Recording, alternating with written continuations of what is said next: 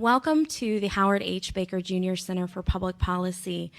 I'm so pleased about this event tonight. This is actually our first regular in-person event since the pandemic started. We've had our smaller events, but this is our first full event. So thank you all for coming out and to enjoy this evening with us. My name is Dr. Katie Cahill, and I'm the Associate Director here at the Center. I'm also the Director of our Leadership and Governance Program. And it's a pleasure to be able to reconvene in person. Again, I know we've all probably missed some of that fellowship. I certainly have. I want to also acknowledge a few people who are in the audience, the first of which is one of our Executive Director Emeriti, and that's Dr. Carl Pierce here. Also, our newly installed Executive Director, Dr. Marianne Wanamaker, sitting there in the front row, taking over for Matt Murray. So we had our first board meeting today, and I will tell you all, she knocked it out of the park, so good job on that. And then many of our elected officials, both at the state and the national level, have made their way out tonight for, I think, what's a really important conversation. And so I'm actually going to embarrass you for just a moment, ask you to stand and just receive a round of applause for your service. Howard Baker said public service is one of the highest callings that a human being can aspire to, and we just want to recognize you for a moment, so please stand. You didn't all stand. I'm going to call you out by name next time. But thank you for making your way here. So I'm going to introduce, I'm going to have Nolan Ragland come up and introduce our speaker.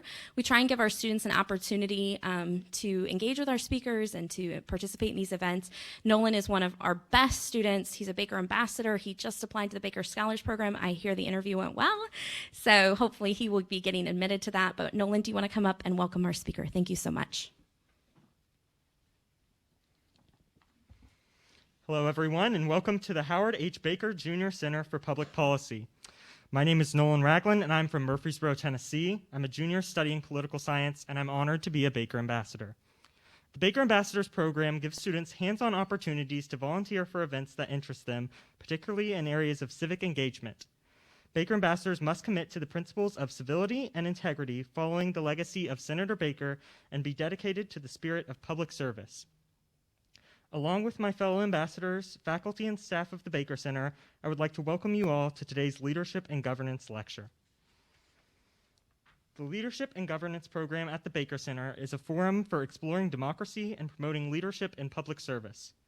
Through education, research, and student initiatives, the program works to promote a participatory democracy to encourage the spirit of public service and to instill the principles of civility. Today we are joined by Mr. Roy Herron.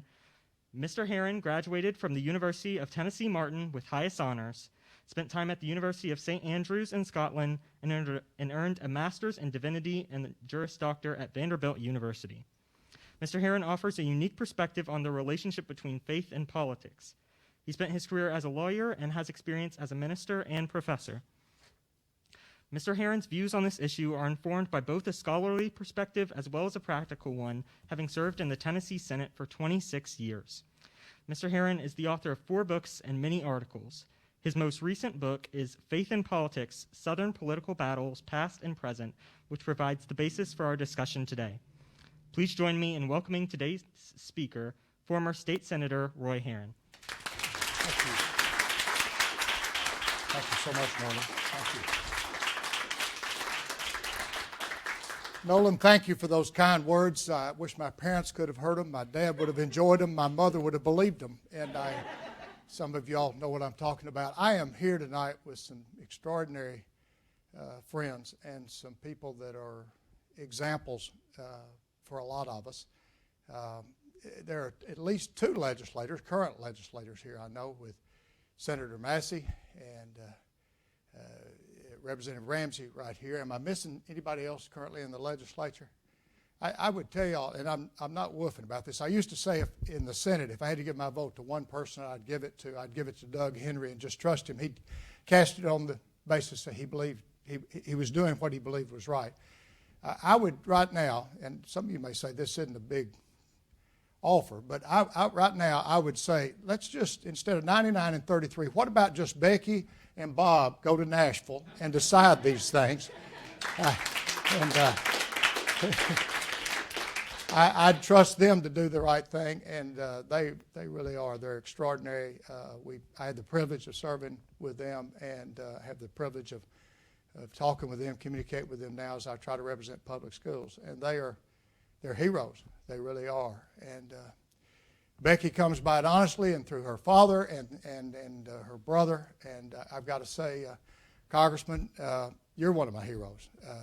I cannot imagine how courageous the vote was, just how much courage it took to vote against the second war in Iraq, but how prescient it was. And if there's anybody now that doesn't realize it, God bless them. But everybody sees it now.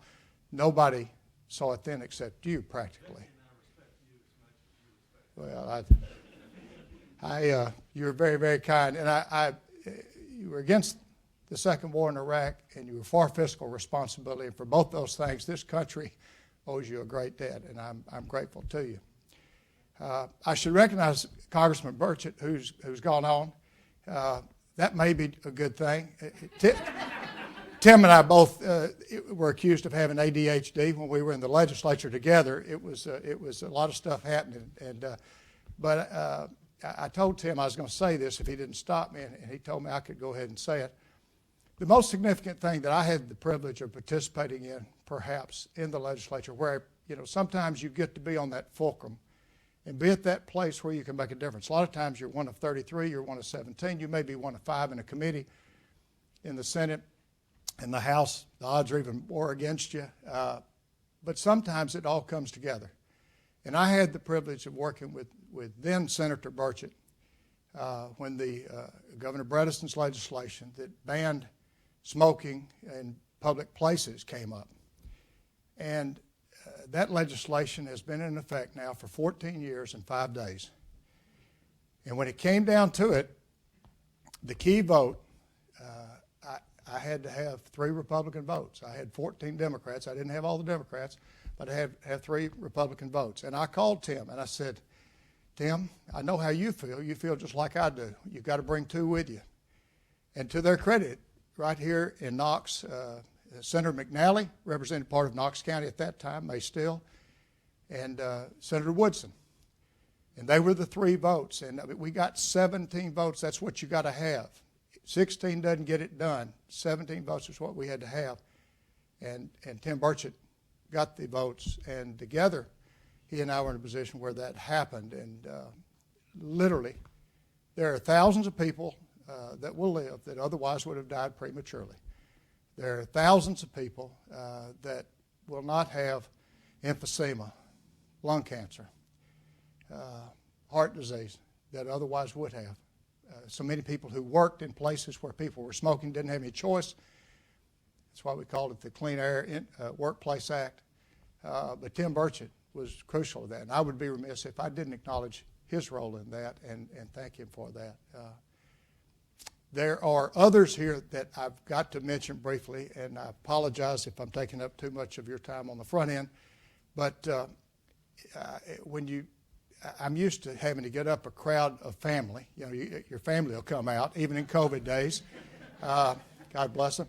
My nephew Will. It's not his daughter over there. That's Melissa, his wife. But that is his son, Zeb, and his daughter, Taylor Rose, back there with them. They've all 4 had COVID. So they can come out and here. And then I have another niece here. I had to bring in all the nieces, and Erin Dugan is right here, and she would want me to note that there is no blood kin, just as I'm sure Melissa would. It's through the other side, but I am honored that she's here, and I'm grateful that all of you are here. There are friends here that I have known since we were children, Margie, and Mark and Nan. And there are friends that I've known for many, many years, and I'm grateful to all of y'all being here. Before the good doctor and I, she'll ask questions, and I'll either answer them or dodge them. You'll know which I'm doing. Let me share a story, which I think sets the context and says something about why I call this book Faith in Politics. How many of you who are parents remember where you were, for the women here, when you told your husbands that you were expecting? How many of you husbands remember where you were when your wives told you they were expecting? Well, I remember when Nancy called. I remember when Nancy called and she said, we're expecting. And I said, who's coming over? And she said, no, you don't understand. No, you don't understand seems to be a recurring theme in our relationship. Some of you are not surprised at that. And she said, no, we're expecting. I said, you mean we're really expecting? And what I knew at that point was that she had an appointment the next week to see an OBGYN. She'd been told that she might have difficulty conceiving, and so she was going to see this specialist. And so she said she'd taken one of those tests, and we were expecting. And I said, well, take another one. And she said, why? And I said, to be sure. So the ever-suffering, ever-patient Nancy Carroll hangs up the phone, does the same test she's already done, and guess what? Same result. She calls me back. She says, well, we're still expecting. A little hint of exasperation in her voice. I'd heard it before. And she says, we're still expecting. I said, well, come home. She said, why? I said, well, because we got to be sure. She said, look, it's not like the baby's going to be born tomorrow. We've got a little lead time here. And I said, but we got to be sure. And she said, well, what do you mean we got to be sure? I said, you need to see Lou. And Lou was my dear friend and prayer buddy. We'd meet for Raisin Bran and Bible study at 5 o'clock on Wednesday mornings. And I said, you got to go see Lou Manning, Mark. And she said, look, we got some time here. We don't have to do this. I said, you got to come home. Well, she finally relents. She drives from Nashville, 143 miles from where she was working in Nashville, home to Dresden. She gets there, and unfortunately for me, when Lou met her at the clinic after hours and gives her a test, it is the exact same test she's already taken twice. Made for a little tension in the relationship briefly. Well, a few weeks later, at about 9 weeks expectancy, we run into some complications. And so we go to see the physician, the OB, out in Martin, Tennessee, where Dr. Heinz Wanamaker is from. And went to see the OB, and she asked us, did we want to do an ultrasound? And we said, well, sure. I was chairing a healthcare cost study committee, but that didn't matter. Let's have all the bells, whistles, tests, whatever. Yes, sure. And then I asked Nancy, now, what is this ultrasound thing? What is that? And so they took Nancy and let me come in the room, and they put her on one of those high tables, and then they strategically rearranged her clothes and took some of that same axle grease we used to use on that farm, all 400 on our family farm, and they applied that to her abdomen and took a plastic magic wand, started rubbing it in that axle grease. And the doctor says, look, there's the heartbeat. And it was just kind of a blip, and it was really fuzzy. Up in northwest Tennessee, it was kind of like, Congressman, we could only get KFVS out of Missouri, when the barometric pressure was about 30.6, and the wind had to be out of the northwest, and you could barely get any reception on our TVs back in those days. Well, that's what it looked like on the screen, but there was a kind of a blip. And I told Nancy I thought it looked just like her. She didn't think that was as funny as I did. That's a recurring theme in our relationship. And so the doctor keeps rubbing that thing in the axle grease, and then she says, look, there are 2 heartbeats. Now, as Dr. Gaylord and Dr. McGammon Gaylord know, I am no physician. But I know this. I know if your baby has 2 hearts, you've got a medical problem. And then the doctor explained to me, said, no, actually there are 2 babies in there. And I said, I didn't know it was that big a problem. And so the doctor keeps rubbing that thing in the axle grease, and Nancy and I are looking at each other, and I'm laughing. She's kind of trying to smile, and she's not quite sure. And so the doctor keeps rubbing that thing in the axle grease, and then the doctor gets excited. She says, what's that? Are there 3? And Nancy levitated off that table. I know she did, because as my knees buckled and I sank to the floor, I could see daylight between her and that table. Well, that doctor kept rubbing that thing in the axle grease, me begging her to stop, and she finally said, "I think you're having just 2 babies." We were so relieved. We were so relieved to be having just 2 babies. It was just, and then, true story, in the waiting room, physician who will remain nameless, but your dad knows her, she took 2 other mothers who were having twins, up to 3, back down to 2. It's a practice technique. People go away happy they're having twins instead of upset they're having twins. And so, anyway, a few weeks later, we're having complications. We get sent to Nashville to a high-resolution ultrasound specialist. It's a big screen TV. This isn't out in the country. We got a big screen TV. It's in color. I'm not making this up.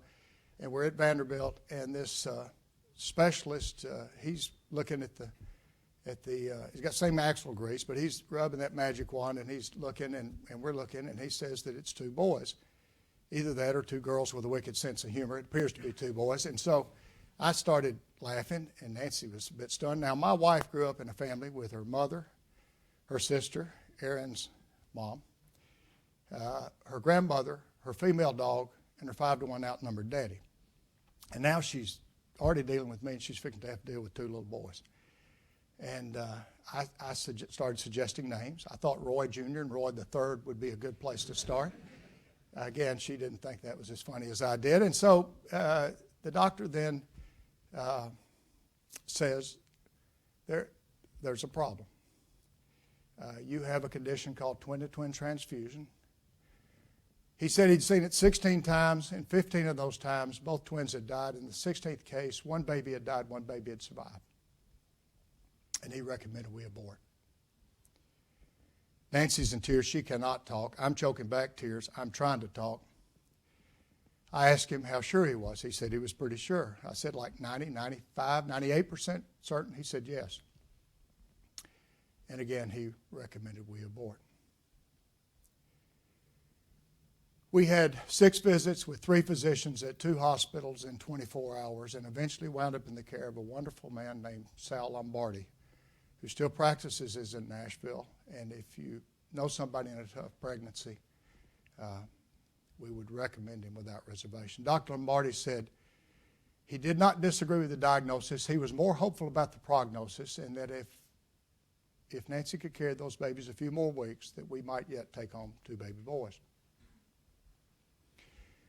We went to the little apartment that Nancy had, and she was put on modified bed rest. That night, the prayer group, I called it the Uppity Women's Bible Study. Nancy was the first woman minister at West End United Methodist Church on staff, and she was leading a Bible study, and all these women were uppity. They were doing things women had not done. There was a woman exec with a hotel chain. There had never been a woman in that position before. There was a woman CFO in another major corporation based in Nashville. Women had not done that before.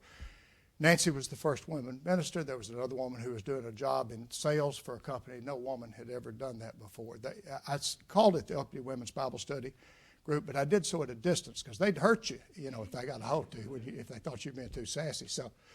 But they all came over, and Nancy told them what she'd learned, and they had her stand up long enough to put her in the middle of them, and they surrounded her,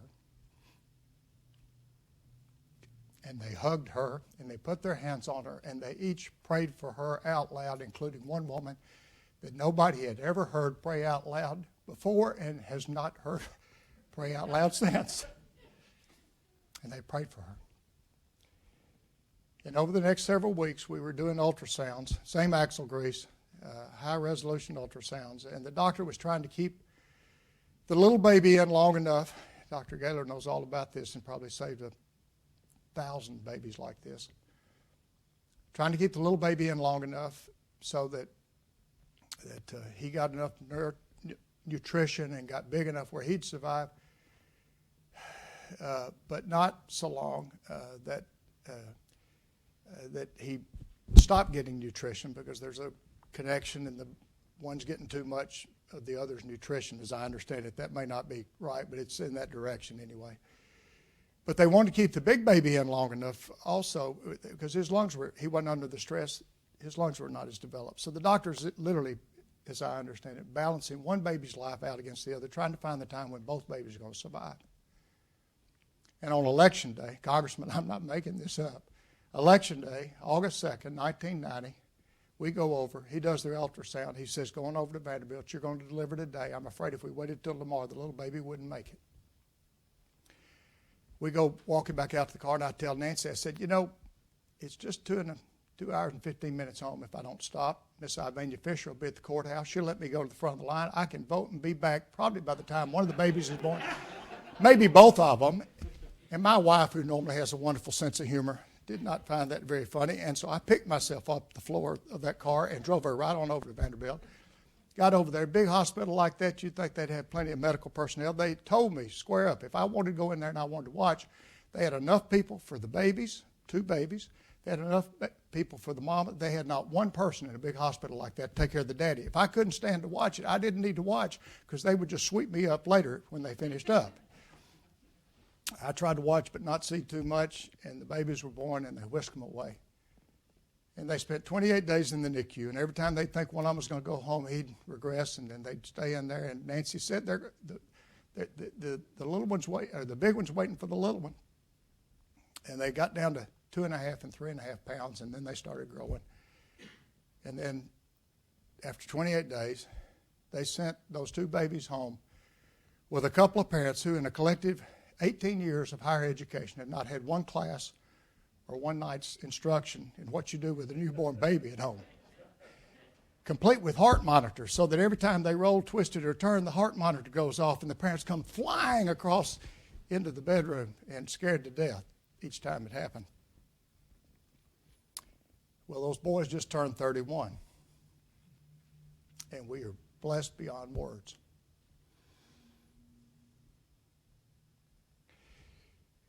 I doubt anybody in this room can tell you what's wrong with government better than the congressman, the senator, and the representative. We've dealt with it, and we deal with it, and none of you have been any more frustrated than we have when government has screwed up or done something wrong. A big part of our jobs is representing constituents and trying to straighten out messes when government doesn't do what government should do. I doubt you've said some of the things we've said about some of the folks in government the way we've said them, ways that sounded a lot more like my daddy than my mama. But I'll tell you this. If not for your tax dollars and the wise decisions of people in government who developed neonatal intensive care units, a combination of private and public working together, if not for the public funds, your tax dollars, that developed a miracle wonder-working drug called surfactant that Mark was on the phone telling me, be sure they administer that to John so he'll survive. If not for the research that made the difference in saving those babies, if not for your tax dollars that paid for Dr. Lombardi to go to medical school, helped him at a state school to go to medical school, and while he was in the military, get the continued training and expertise that he's developed. If not for what all of y'all did as we the people, my babies would not be here. Now, there's plenty of room to criticize government, and every day it ought to be improved. There's not any institution on this earth. I kind of need Burian in this sense. I eventually, it was slow to do it, but I eventually came to believe in the fall. And what that means to me when I talk about it, and we've got a pastor here tonight who knows, is that none of us escaped the fall. That all have sinned and fallen short of the glory of God, and including our institutions. I happen to be a Methodist. Others obviously in other traditions, but there's not any church tradition that we're in that doesn't have some things where we've fallen short. And that's true of government as well. But when we the people come together and when we do what we should do, when people like Congressman Duncan and Senator Massey and Representative Ramsey, when they serve us, I have faith in government. I have faith in government. we're in a patch right now where sometimes I scratch my head and say to myself, I thought we were crazy, you know, and it looks even crazier to me sometimes now. But I do have faith. I still believe that there's not anything wrong with Tennessee or America that what's right with Tennessee and America cannot fix. And I still believe in that ideal. And I cannot come here to the Baker Center, where one of my heroes, Howard Baker, exemplified fiscal conservatism, responsibility, accountability, and yes, whether it was TVA or whether it was controlling water pollution and air pollution and developing the Superfund, things he participated in, when it was making sure that people had a fair chance to buy a house and helping broker the compromise on that. When I come to the Baker Center, to the place that honors one of my heroes, I have faith in government. Not uncritically, not blindly, but I believe in that American ideal, that dream, and I do believe in we the people. Doctor, I'm ready to either answer or dodge your questions. Ooh, if okay. Wow, well, let's take the stage. I'm going to walk up the stairs. I would You want try this? and jump on the stage, but I don't trust myself, so I think I'll go this way. But you're welcome to sit here. I'm going to sit there. All right, he's in the hot seat. So thank you for submitting your tough questions to me. No, I'm just kidding. So as you all know, Mr. Herron is an author, an accomplished one. Actually, his other book on Tennessee political humor is one that we often give to guests and when we go to D.C. to people we meet. And so when I first met him here, actually, I mentioned that to him, and we were laughing at some of the jokes in the book. So if you haven't read that one, I encourage you to. But his new book is Faith and Politics. It is for sale. After the event, we're going to have a book signing. And I have some questions about the book, but we want this to be participatory. So I'm going to make sure to reserve time. I've got a watch on my wrist for the end, but if you have a burning question in the middle, feel free to jump right in. So one of the things, thank you for sharing that story with us about you and your wife and the experiences that you had having your children. I think one of the things that stood out to me in the book was the way that you use stories to inform your own thinking and also to think about the perspectives of others. And I would dare say to generate empathy both within yourself and potentially in your readers for those experiences that people have that may be different. And to sort of talk about that maybe if we have empathy, we can talk collectively about shared values and also about where we can have faith in politics. And so you talk, for example, about not only you and your wife's experience of having children, but also she was the first female attorney in private practice in your county. You talk about your community and the experiences of your neighbors in order to understand economic justice. And you talked about your time as a legal aid in a clinic, in a free clinic, and your father's experience as a judge to understand the challenges facing the poor who are encountering government bureaucracy and the legal system. And so I thought it was really powerful about how you use these stories to inform your perspective. Can you tell us about a story that shaped your both theology and ideology growing up in West Tennessee? My maternal grandparents died before I was born. Both of them did. But I grew up hearing about Mr. Roy, for whom I was named, who was a pharmacist, and Miss Johnny. And Miss Johnny taught Sunday school at the First Methodist Church in Dresden for almost 40 years.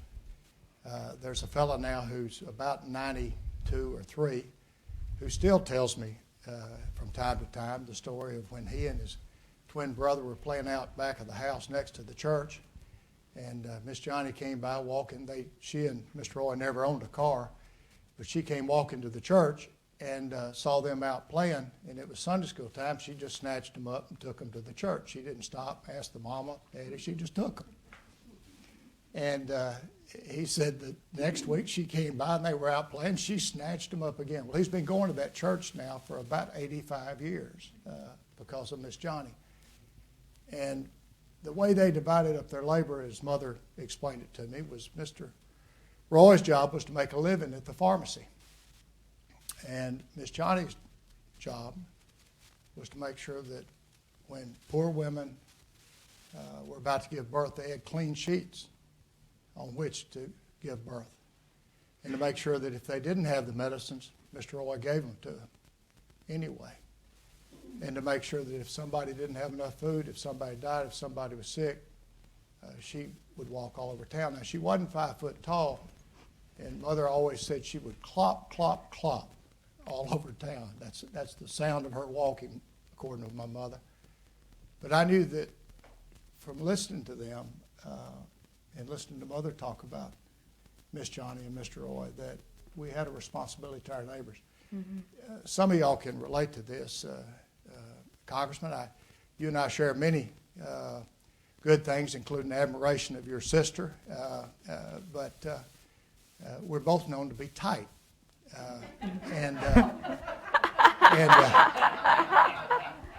You and I think that's a good thing. Well, I eventually realized that while I was not raised during the Depression, and you weren't either, my parents made me think I was raised during the Depression, and I bet yours did too. I grew up hearing the stories of when Mom and Dad first got married. They didn't have enough money to burn coal at night, and so the fire just went out. And they would wake up in the morning and the water in the wash basin, of course they didn't have any running water, but the water in the wash basin would be frozen solid. And if the wind was out of the north, the snow would blow under the eave and be on the floor of the house. Some of y'all's parents grew up like that too. And I grew up knowing that Granddaddy and Grandmama, on my father's side, that they would have lost the farm during the Depression if Dad hadn't had a little job. He had a small salary with it, and he paid the taxes on the farm. So they didn't lose the farm like so many of their neighbors did. Those stories are still part of me, and I hope always will be, and I try not to forget those stories. And I think it's so important to think about the stories that inform our values, because I think that's how a lot of us operate. And the way that stories can be used to generate that empathetic imagination to sort of allow somebody to walk in someone else's shoes and think about how do they experience their community, how do they experience government, and maybe even how do they experience their faith. Can you talk a little bit about the importance of storytelling as an author, as a minister, and as an attorney in terms of both in faith and in politics for having those difficult conversations about what we're doing, where we're going, and the problems we should address? When I start talking ideology or trying to speak abstractly with somebody, I think it's easier for us to wind up butting heads and disagreeing. But if we share stories with each other and we understand each other's stories, I think it's easier for us to find that common ground. To put the cookies on a low shelf, which is about the only place where I can reach them, Jesus told stories. We call them parables. But that's how he taught.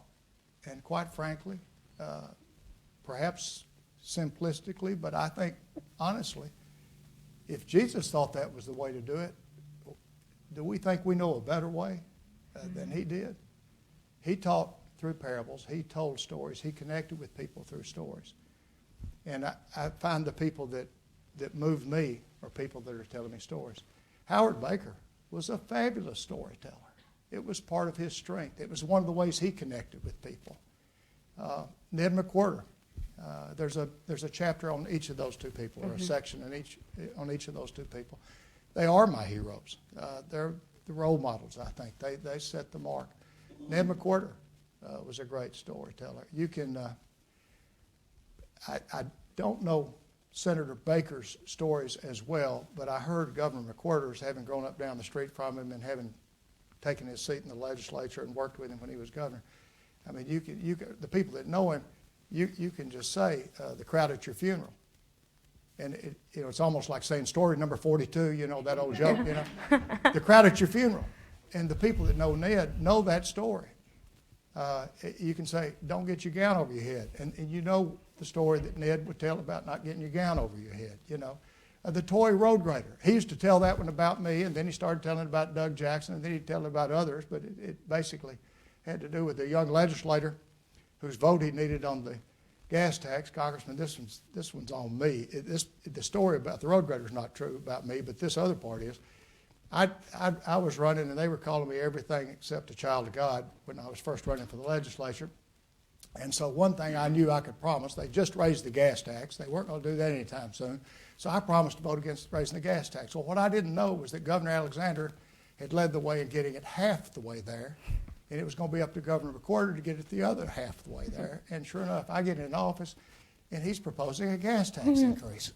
Well, I knew if he's going to build roads anywhere, he's going to build them in his old district, my district. So I didn't have to vote for it, except what kind of sorry scallywag are you if you don't back your own governor, neighbor down the street, all of that. He did call me in 2 or 3 times. Well, the story he got to telling about me, and then later Doug Jackson, and then others, and I think this story goes back to the Clement days originally. But he said the young legislator came in and wouldn't vote for the gas tax increase, and so he opened a big desk drawer. You've heard it, haven't you, Becky? He reached down there and got a Tonka road grader, and he set that toy road grader up on top of his desk, and he said, son, you take a good look at this, because if you don't vote for this gas tax, it'll be the last damn one of these you'll see while I'm gone.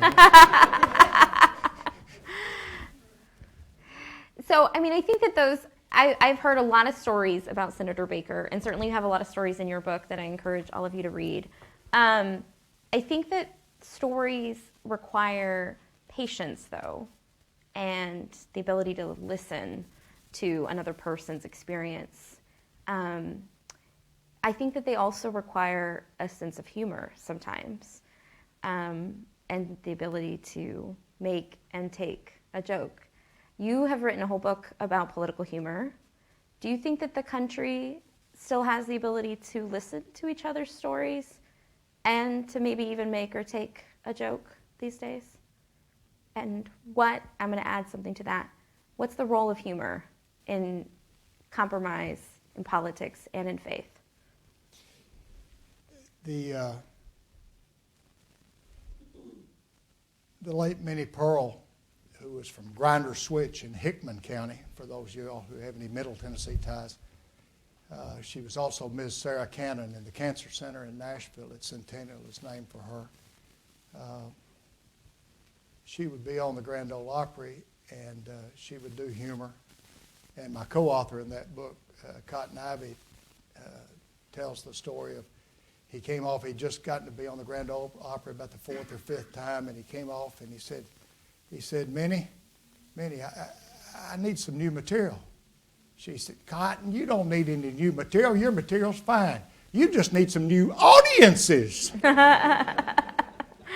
Well, Minnie Pearl could make people laugh at any time, and she characterized humor this way. She said, humor is the hand of God on the shoulder of a weary world.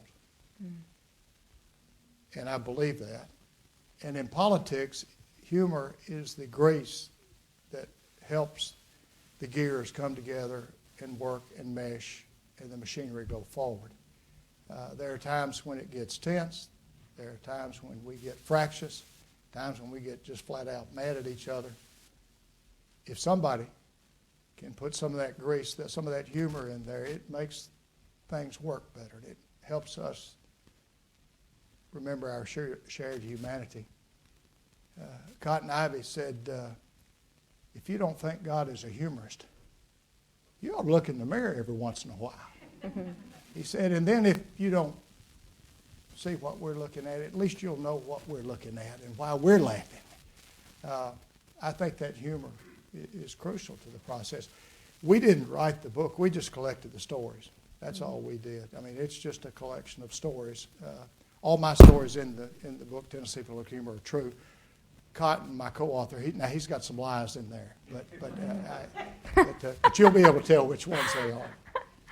Interestingly, the leading in the history of the country, the leading political humorist was a Tennessean and predated Congressman Duncan in the United States Congress, Davy Crockett, who was a tall tale teller and a humorist and revered as such. But he led the way in political humor in the United States of America. Okay, so I want to make sure that we save some time, but I have a couple more questions that are digging down. So your personal style, I've read a few of your books now. I think in your authorship is the storytelling style of wisdom through storytelling, which I think is a really important way to think about how we can communicate our values and come to a place of shared understanding and potentially even compromise, both in our politics and in our faith, but also in other places too in our lives. But I want to dig down into some of the more specific things you discuss in the book, and so I'm going to quote you a bit. You write very passionately about economic justice and the impact that changes in the global economy have had on Tennesseans. You write, quote, "Our leading exports are our jobs and our young people. I didn't vote for President Donald Trump, but I think I understand why 3/4 of my neighbors did. They've seen their factory jobs sent to other countries, their construction jobs taken by folks from other countries. They've seen their children move to our cities if they're lucky and to other states if they're not. When candidate Trump promised to build a wall and bring our jobs back, it sounded pretty good to so many who'd lost their jobs and their children.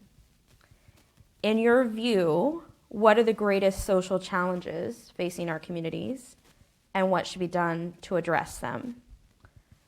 What is the role of faith-based organizations, and what is the role of the state, and what are potential areas of agreement between those two entities?"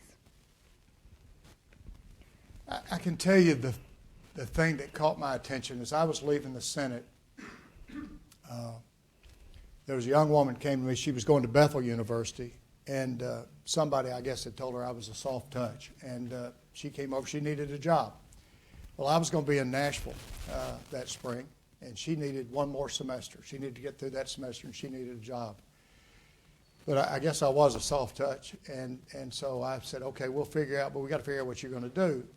And so she and I hit upon the idea that while I was gone to Nashville each week, she would do research, and we would measure in the 11 counties I'd had the privilege of representing at one time, 9 of them in my Senate district at that point, plus the other 2 counties I represented. She would research in any way you could measure in reliable numbers and statistics, measure human existence in those 11 counties, state of Tennessee and USA, and compare the year I got to the legislature, 1987, 1986 was the year I was elected, compare that with 2012 as I was walking out the door. We came up with, I think it was 78 different categories. We thought about everything and looked at everything from childhood obesity and incidences of cancer to joblessness and job growth to looking at families. And of all those 78 categories, the ones that were most compelling to me basically were 2, and they're closely related. One was the birth to single moms, what we used to call out-of-wedlock births.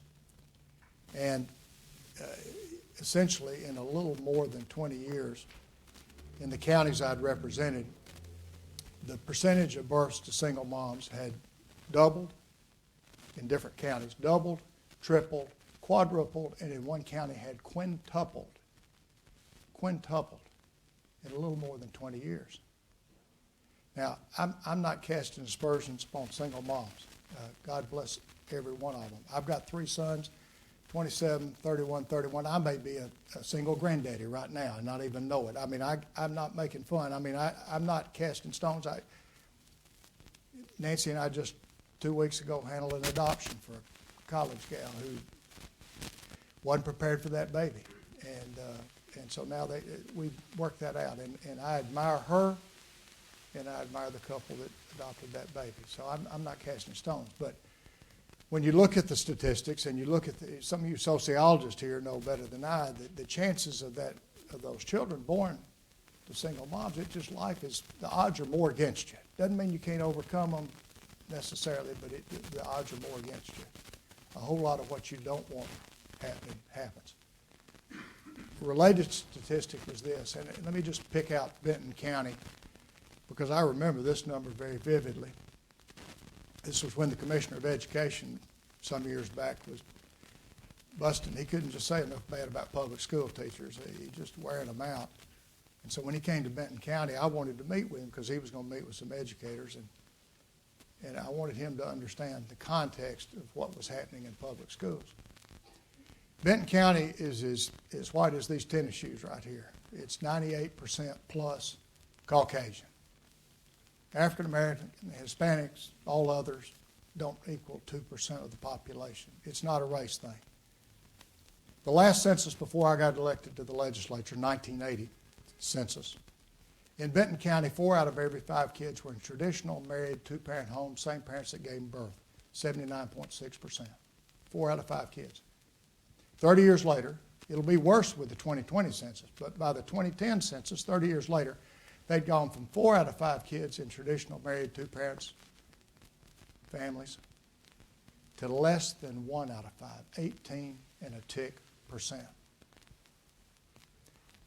From 4 out of 5 to less than 1 out of 5 in 30 years. Now, if that doesn't scare you, I don't know what's going on. The families are not coming together in the first place, and the ones that are coming together are blowing apart. Now, I'm not criticizing those families blowing apart. We've had 3 divorces in my family, and I know Nancy's friends are recommended to her every day. She could make her life better. I'm not casting stones. I say here, Will knows this. I would acknowledge this for all my many Republican friends here tonight. My sister married 2 Democrats, weren't worth shooting. She married 1 great Republican, and that was the marriage that took. Can I get an amen, Margie? For marrying Republicans, that is, not all that other stuff. Practice marriages. But, the families are blowing apart. They're not coming together. We've gone from 4 out of 5 kids in Benton County to 1 out of 5, less than 1 out of 5 in traditional married two-parent homes. And you can see the results. I mean, you can see it in the courts. You can see it in the social service agencies. And I'm sure the physicians and the nurse practitioners and the other healthcare providers are seeing it. That's the thing that scares me more than anything. If I got to be something a whole lot more than a former legislator, if I got to be a magician and I could fix one thing, that's the thing I think I'd go to. So much of it comes from the rest. Now, in terms of what do you do? What do you do as a government? Well, I want to give a shout out to Governor Lee and his economic community development folks. And I hadn't been bragging on him a lot, so I'm glad I get this opportunity. I don't mean that ugly. That's just the truth. But I also want to brag on Governor Haslam and Governor Bredesen, who got it going, and the West Tennessee mega site, where Ford's going to be producing these F-150 Lightning trucks. In my family, we get a new pickup every 20 or 22 years, depending on whether we need one or not. Granddaddy got one in 54. Daddy got one in 76. 98 was my year. I used to tell my boys that that 2020 would be their year. Well, I went ahead and got with a new one in 2018 after just 20 years, but it did have 535,000 miles on it. And when the fellow that changes the oil every 3,000 miles says, Roy, don't take that truck outside Weakley County. I don't mind towing you. It's good money, and it's easy work, but you don't need to leave Weakley County. I thought maybe I need to go ahead and get a new one. Well, that timetable's going to move up for old Roy because I'm going to be getting one of those Lightnings. I've got an environmentalist-oriented son who will insist upon it, and a mama who will back him up. That mega site, Governor Bredesen got it going together with the legislature. Governor Haslam didn't settle for second best. He didn't just stick something in there. And to his credit, he didn't just stick something in there. He knew it needed to be something special with wide consequences. And Governor Lee has come along and now has that opportunity. And to his credit, this is going to be game-changing for rural West Tennessee. We've been losing population. I really do. I mean, you can look where I live in our part of the world. Our leading exports have been our jobs and our bright young people. Well, this thing's going to turn things around. It's going to make a huge difference. It won't just be the people employed at the Ford plant and the battery plants. I mean, it's going to be all the suppliers that are going to be around that and all the other jobs that spring up around that. It will be transformative. I think fundamentally, to get back to the question you asked, I think in Benton County and other counties, fundamentally, I mean, the jobs have gone. The jobs have gone. And I think desperate people turn to drugs and all these other things and all the other problems we see. So many of them are connected to the economic desperation. I used to duck hunt with an old boy in the legislature, Butch Borchett, and some of y'all know Butch. And one day he brought with him the fellow who was the Human Resources Director for the Henry I. Siegel plant, Congressman, and they had 5,000, 6,000 jobs in western Kentucky and West Tennessee. They were based in Carroll County, the Bellwether County. And I asked Dwayne Hollingsworth, I said, Dwayne, what happened? All the jobs have gone. He said, Roy, we went to Mexico because we could employ a Mexican for a week for what we paid an American for a day. And then we went from Mexico to the Pacific Rim because we could hire somebody out there for a week for what we hired a Mexican for a day. You back it up and do the math, and they were hiring somebody for a week out in the Pacific Rim for about 2 hours or less of an American's pay, and these were not high-paying jobs. These were very basic paying jobs. But they all left. Every one of them went. And when the jobs went, then people get desperate. When I was growing up, we had 4 little farms between grandmama, granddaddy, and dad, mom.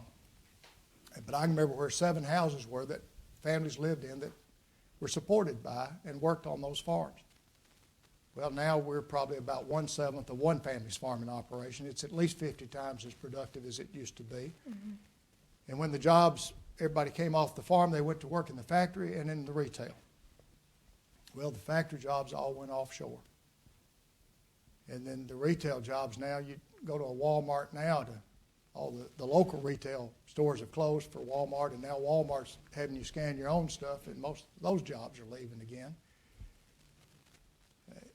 And so they're left construction jobs, but when they fixed up the square in Dresden, Tennessee, my hometown, fixed up the corner where my law office is, everybody working that job with our tax dollar, except for the foreman, was Hispanic. And I don't know how many of them had green cards. I doubt very many. I understand why my neighbors who used to work construction but don't work construction now, I understand why they feel like they do. I think I do. And so that leaves them, if they're my age, they're in the late 60s, and their last job left is being a good granddaddy, a good grandmama, because all the jobs have gone from the farm, from the factory, from the retail, from the construction. And they can't even do the job of being a good grandparent because their children, if they're lucky, have moved to Memphis or Nashville. And if they're not lucky, they've moved to another state. And so folks are desperate, and they're struggling. These jobs that we're talking about, if we can have the economic development that can come with the mega site and with other jobs, if we can educate our people the way our people deserve to be educated so they can have the 21st century jobs, we get that economic piece right. Well, then the other thing needs to have is we need a revival or a great awakening, and that's a spiritual matter, brother, for preachers and all of us of faith to share with each other.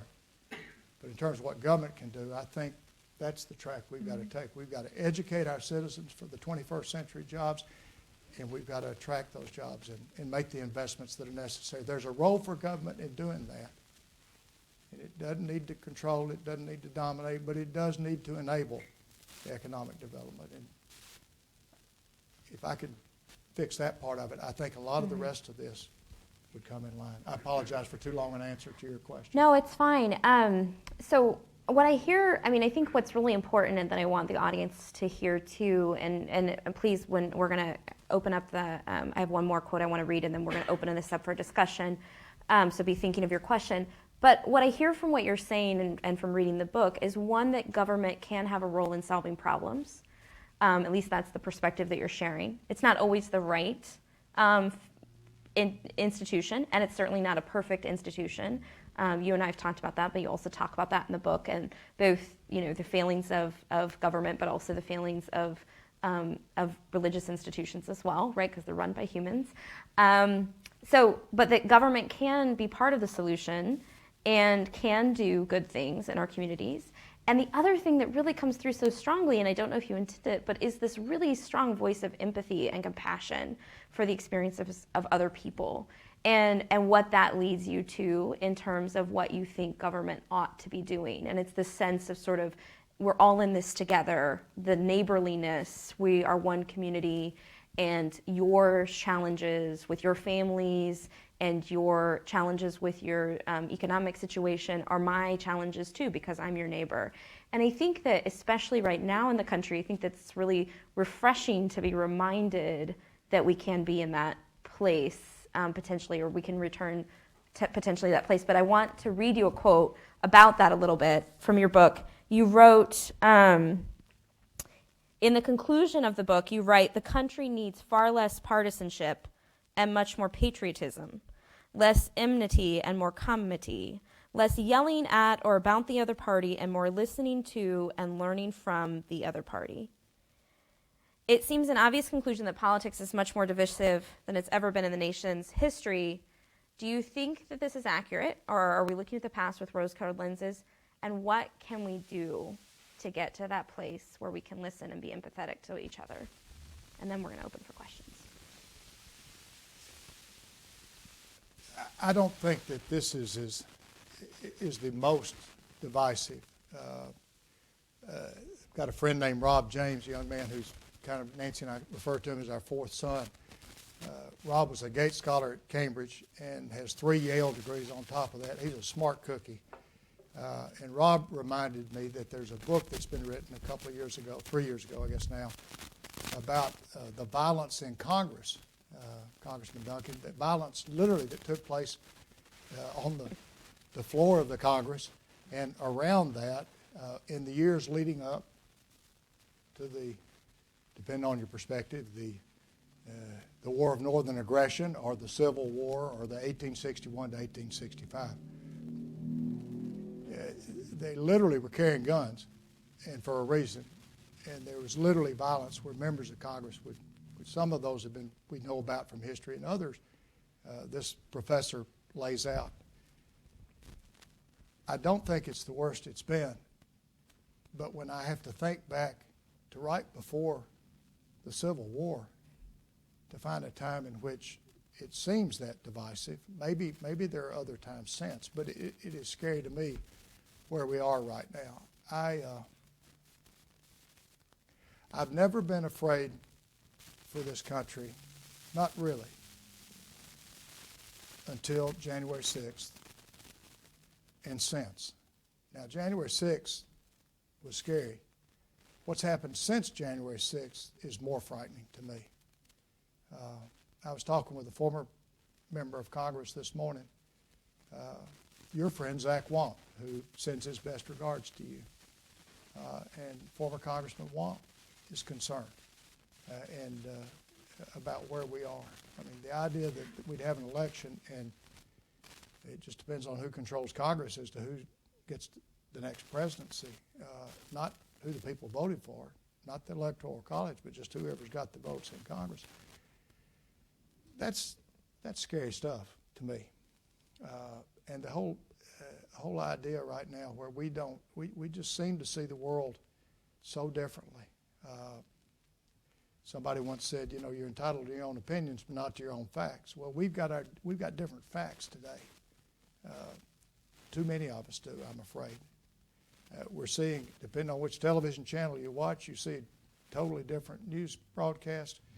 Depending on what website you go to, you get totally different reports. The things that used to unite us, I'm afraid, right now, we're more divided than ever.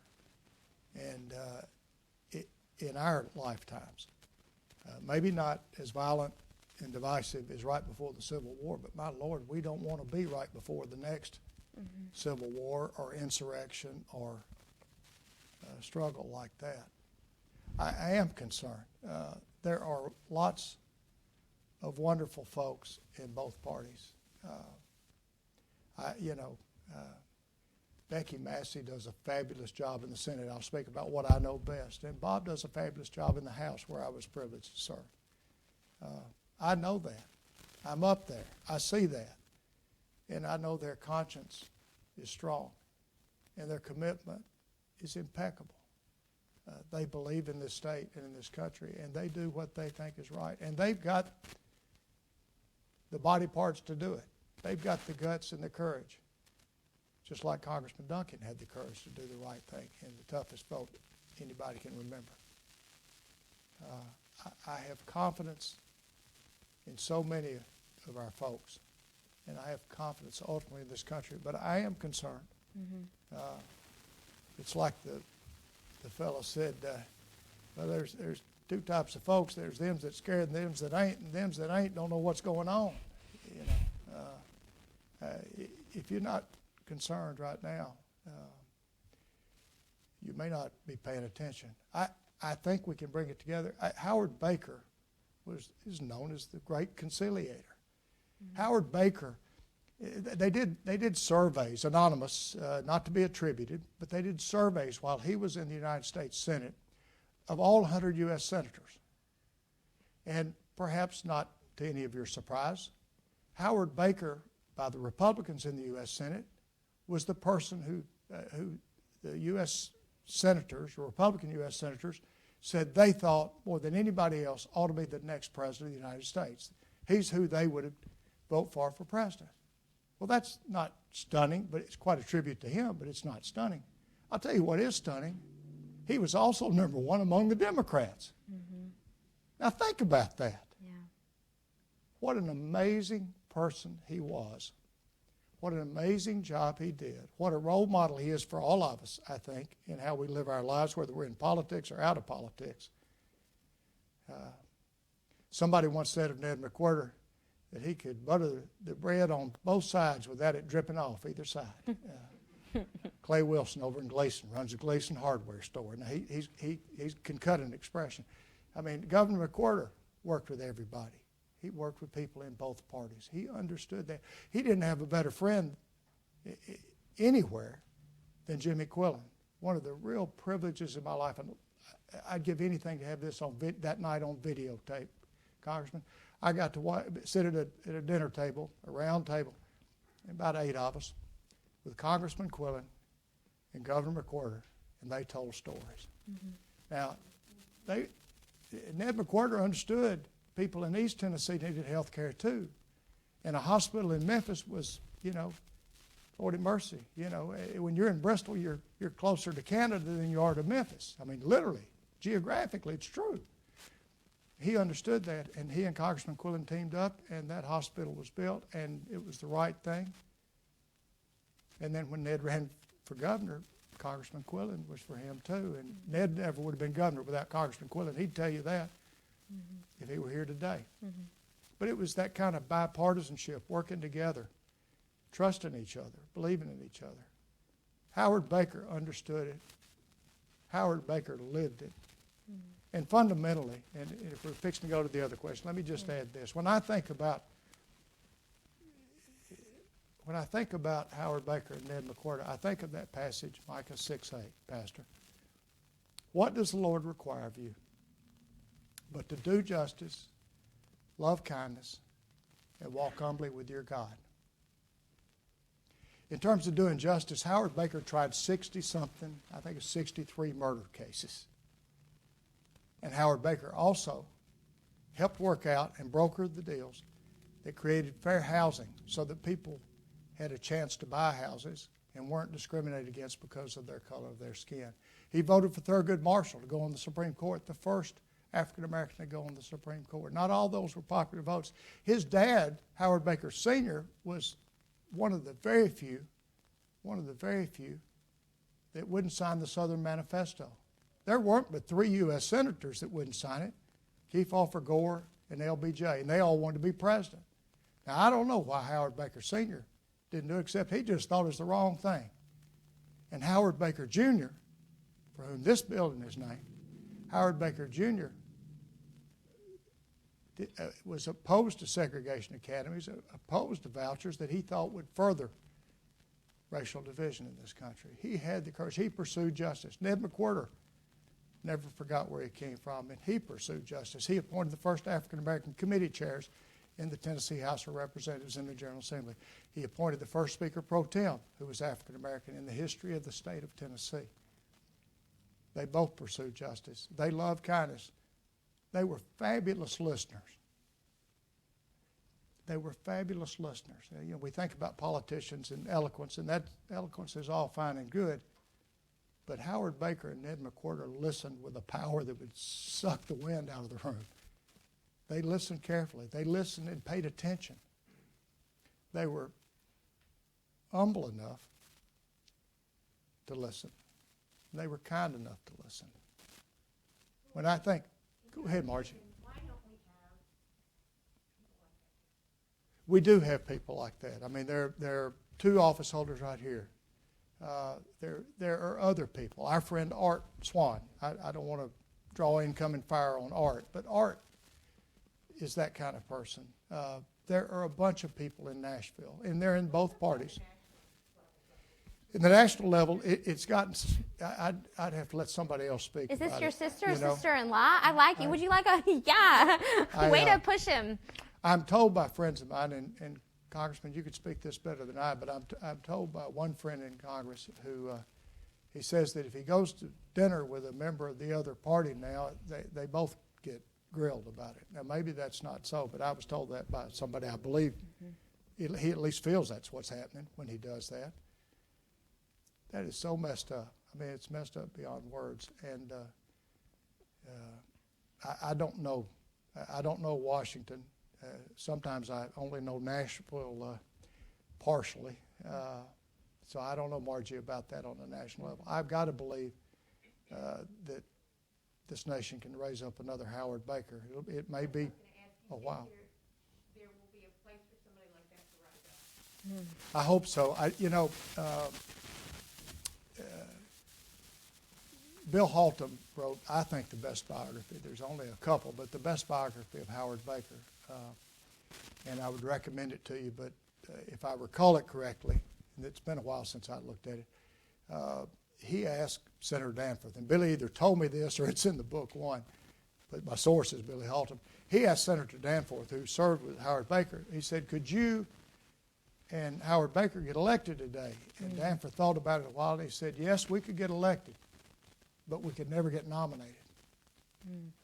Now, that's scary that both parties have moved into the extremes. I know when I was state Democratic Party chair, something I hope nobody will throw anything here in East Tennessee. I say that, while I'm confessing sins. But when I did that, the attacks came at me because I was a McWhorter Democrat, and they weren't happy when I'd go to party functions. I said, we've either got to elect some more Democrats or some more reasonable Republicans. Right now, I'd take either one. They didn't always like that, but I mean, meanwhile, when I'd get together with my counterpart, who was chairing the Republican Party at that time, we'd debate on TV, and when the TV lights would go off, we'd compare notes. I'm getting shot at from the left in the back. He's getting shot at from the right in the back, and both parties seem to be getting further and further apart. Now, that is problematic. The year I ran for Congress, unsuccessfully, not that you had any doubts about that, but there were 50 blue dogs, más o menos, in the U.S. Congress. There are about 10 today. I don't know how many Republicans there are that would consider that kind of the parallel, but a fiscally conservative Democrat seems to be in the U.S. Congress almost a thing of the past. And for that matter, Congressman, now that you're gone, they're fiscally responsible Republicans almost a thing of the past too, it seems like. Democrats can't find anything that they'll cut, and the Republicans can't find anything they'll tax, and meanwhile the deficits just go, everybody will spend, and nobody will come up with the revenue for it. It may all work out. I pray the Lord it will. But I don't know how it keeps going like that. They're scaring me to death with the fiscal approach. So I don't want to call this gentleman out in the front row, but he has a Biden bag, and I don't know if he knows, but President Biden actually provided the eulogy at Senator Baker's funeral. This is just a fact I just recently learned. And so that, I think, is an excellent, as vice president at the time, under the Obama administration, provided the eulogy. So I think it's this excellent example of what we were talking about, was this ability to sort of cross party lines, to have friendships that existed. And it's hard to know if Washington's that kind of place where you can be openly friends with people who have different ideological views as you do. We had one speaker here, though, who said, what people need to remember, and I thought this was a great quote, and I'm going to ask for questions. He said, we may be the right wing and the left wing, but we're part of the same bird, and we need both wings to fly. And I just thought that that was a wonderful illustration of the fact that we really are in this together and really do need both sides to come up with the best solutions to move forward. So questions from the audience. I have microphones, roving microphones. A few questions.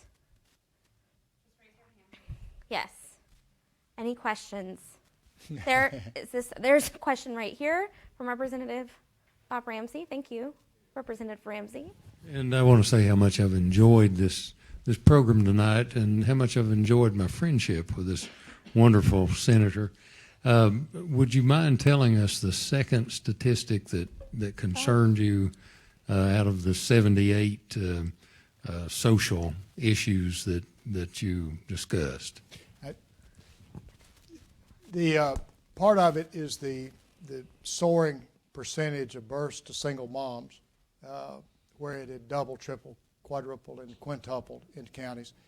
And then the other is the percentage of kids living in intact families or traditional families plummeting from the 80-something% down to 18% in Benton County. And the numbers were perhaps not that severe, but they were similar all across. So it's the percentage of births to single moms, and then the percentage of kids in traditional family units. Thank you. Thank you, Representative. Other questions? Yeah. Uh-oh. Whew. Thanksgiving is going to be fun this year. Talk to us about, the book is Faith in Politics. Talk to us about when faith and politics, if there are instances when they collide. When they collide, when they don't match up. Yeah, when they come in conflict would be a better way to say that. Well, the first thing that comes to mind, Margie, that's a great question, but the first thing that comes to mind is, when you have one of those conscience moments where your views and the views of your constituents don't line up. There were a couple of issues when I was in the legislature that when I talked to the pastor I sleep with, my wife, when I talked to Nancy about it, I said there are these two issues, and I think my faith points me this way, but I know my constituents are overwhelmingly the other way. And I said, I guess the good thing for me is neither one of them am I ever going to have to vote on. And sure enough, I never did. But there can sure be a difference between what you believe to be right and what you think your faith requires you to do, and what the majority of your constituents believe. There also can be a difference between beyond faith. I mean, just where you think the right answer is A and your constituents think it's B, and you have to make some decisions there.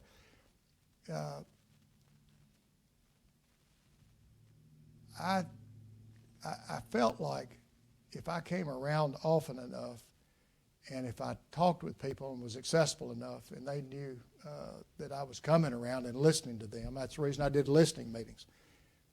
Not original with me. Al Gore Sr.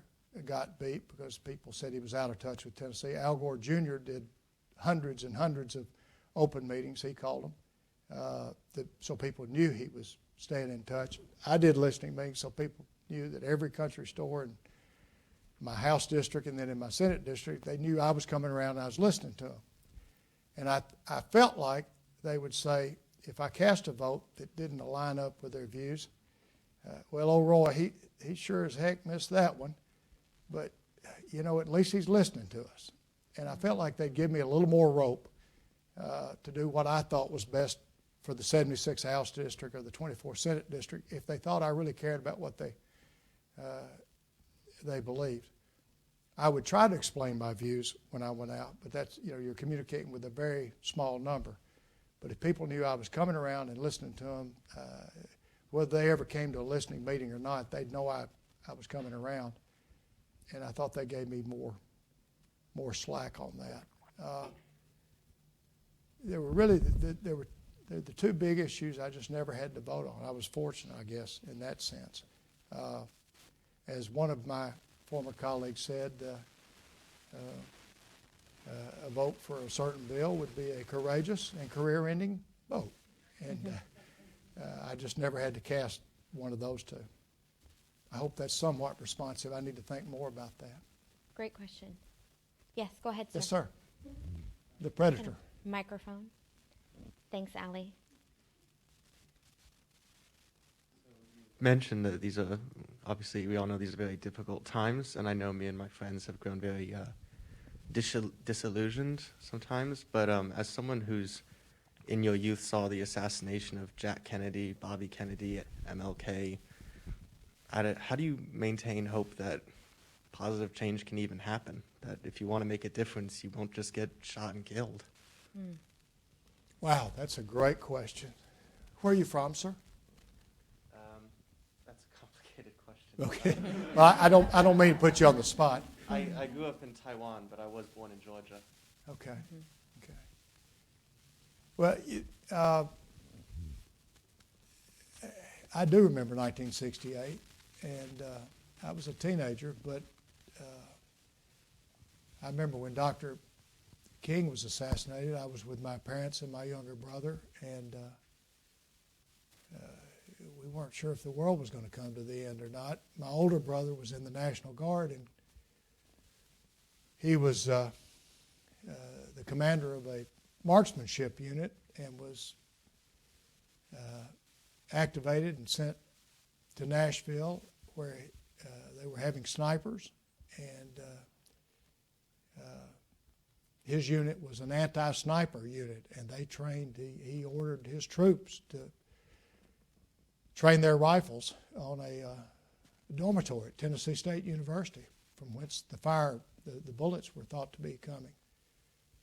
And by the grace of God, they never had to shoot. They just aimed, and he positioned them out in the open, his thinking being that if they saw what was happening, it might quieten things down, and it did. Those were turbulent times, unbelievable times. But we came on through those times, and I think we'll come on through these times as well. I can't tell you that may not be, particularly in these days, there may not be someone who would do you harm. Hate has become an acceptable, almost, not just an acceptable emotion, but almost a requirement, it seems, in some circles now. And for those of you who've been following the Facebook saga this week, the whistleblower testified that basically they found that anger is the emotion. If they want to get more hits and more advertising and make more money out of it, make people mad as they can be. And so that's the way they designed the Facebook feed. It drives me crazy. So, I mean, we're at a time now in which my sons and many of your generation think evangelical's another word for hater. I consider myself an evangelical, but I'm not an evangelical that denounces people because of their race or that thinks that hate is a biblical value. That's not how I understand the good news. There's nothing good in that news as far as I'm concerned. I wish I could tell you that something bad won't happen to you if you are brave and stand up for what you believe in, but history is full of people who paid a price and there were consequences to that. And who knows but that in the words of the book of Esther, who knows but that you came to the kingdom for such a time as this. I will tell you that I think the fights are worth fighting. And I will tell you that I think in many ways we've made enormous progress. Margie and I had a dear friend, Mark and Nan, John, others here probably, Gary and Jenny. Emmett Edwards was our dear friend. I remember when Mike Falk, who, Becky, you served with, I think, Mike and Emmett and I were all at UT Martin together. There was a period of time in which there were 6 future senators at UT Martin. It was, the place probably smelled, I stank with future state senators. But Mike and Emmett came home with me from a student gathering in Nashville and stayed at the house. The dorm wasn't open or something, spring break. And so they stayed at my house, and that was Saturday night late. We got in. Sunday morning I got up, and I knew I would go to church, but there was a problem. Emmett was African American, and I had never seen an African American at the First United Methodist Church in Dresden, Tennessee in 1972 or 3. So I went back and to Mom and Dad's bedroom, and I said, I brought, we got insulate. I said, I brought Mike and Emmett home with me. I know I normally go to church, but I've never seen an African American in our church. What do y'all think? Well, Dad had put the paper down. He just picked it back up. He said, just do whatever you think's right. He went back to read the paper. Well, I looked over at Mother. Mother jumped out of bed. She could be like a puppy dog. She jumped out of bed. She said, I'll get breakfast ready. You don't want to be late. So I went back into Mike, where these 2 guys, one of them 6'4", the other 6'5", and they're sharing this bed that was antique that probably back in the day when people were about 4 or 3. And then I said, guys, I got news for you. Time to get up. Mama's fixing breakfast. We're fixing to go to church. Emmett sat straight up. For some reason, hard to understand, Charles, but for some reason, Emmett thought that perhaps his life was meant for something other than to be laid upon the altar of the First Methodist Church in Dresden, Tennessee. He said, we don't need to go. We don't need to go. I said, no, we got to go. We got to go. Emmett didn't want to go. I said, look, Mama's fixing breakfast. You go tell her if you're not going to eat her breakfast and go to church.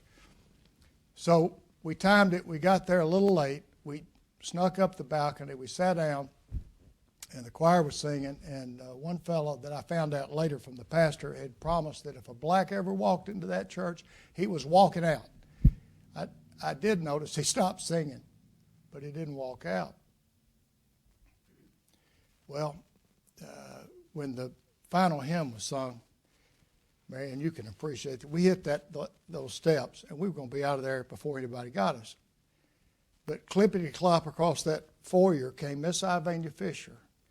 Her husband was Dad's clerk and master when he was chancellor, and Miss Ivania ran the elections. She always dressed like she was, about ready to get laid in the casket. She was all prim, proper, jeweled up, everything. She came right across there. I didn't know she could move so fast at 75 years of age. She came across there. She said, and she ignores 6'5" Mike Falk and says, Roy, introduce me to your friend. And she focuses on Emmett. Well, then we're caught. And everybody had to stop and meet Emmett. The church responded with Christian love. And it may not seem like a big thing to you, but to us, when we were your age, it was a pretty big deal. My dad hired the first African American ever employed in the courthouse in Dresden. I hired 2 of the next 3 people ever hired on the court square in Dresden who were African Americans. We leased, and this, Lord, I don't know if I ought to say this out loud. I may get in trouble at home, but I'll go ahead and tell it anyway. Y'all help me with Nancy if she doesn't like this.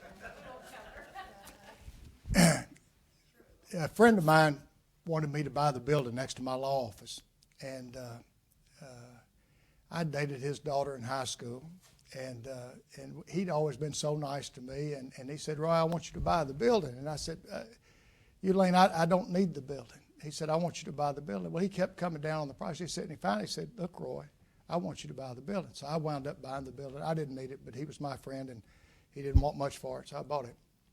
Well, nobody wanted the building. All we've done is just stuck stuff in it. Erin's got some furniture there. Her brother's got some furniture there. If you need anything stored, we could have taken care of you until about 3 weeks ago, where a gentleman approached me and he wanted to lease the building. And so I went home and I asked my wife, I said, Nance Carroll, there's a Marine veteran, African-American gentleman, who wants to lease the Vaughn Brothers building. It will be, to the first time in my knowledge, he'll be the first African-American to have a business on the Court Square in Dresden. Are you okay with me leasing it to him? She said, well, sure.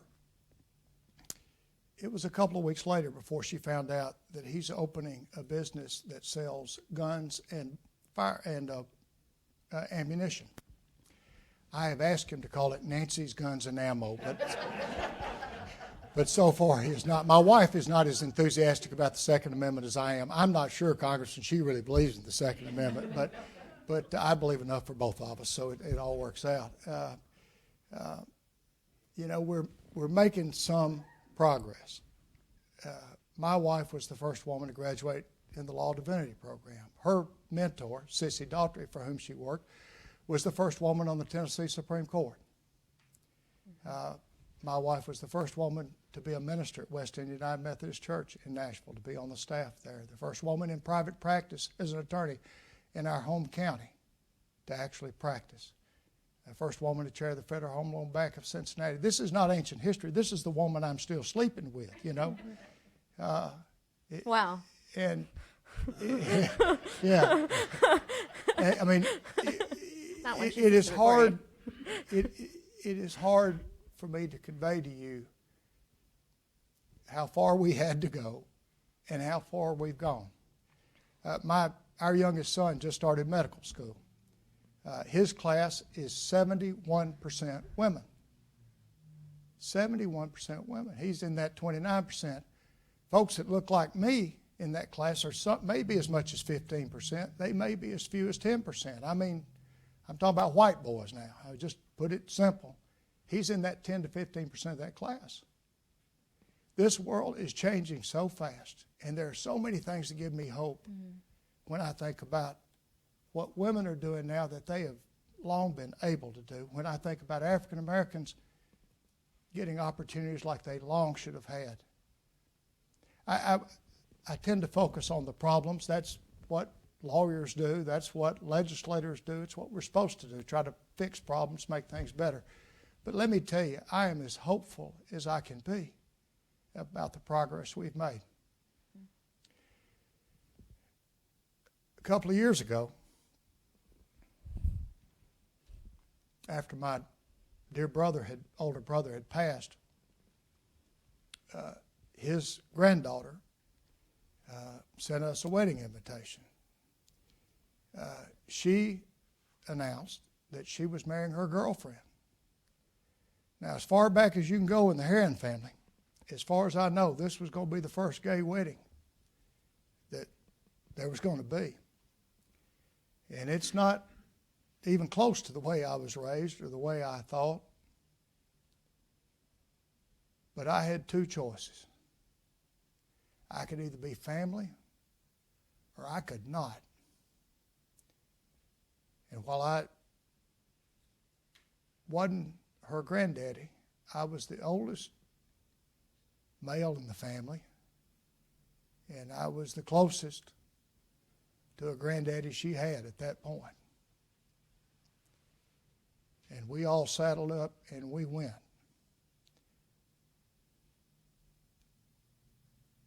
These are tough issues. These are not easy issues we're wrestling with. And I can't tell you I've sorted out all my feelings nearly as well as I have some of my thoughts, and my thoughts get jumbled at times too. But I can tell you this, and I believe this with all my heart. Life for people who have long been on the bottom end of this thing has gotten immeasurably better in recent decades, and I think it will be better still. We're not going to hit nirvana anytime soon. There's going to be plenty of challenges for young people like you.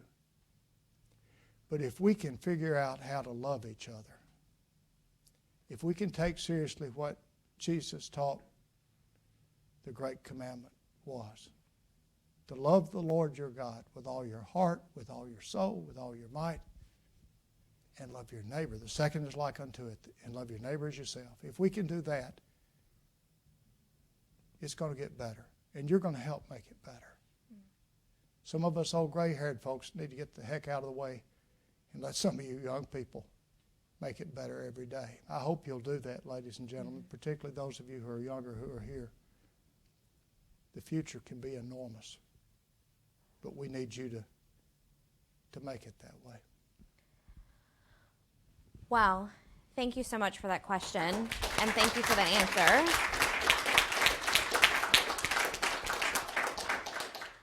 And thank you for coming. I think that this is a really important conversation, and hopefully one that you will all continue in your own circles.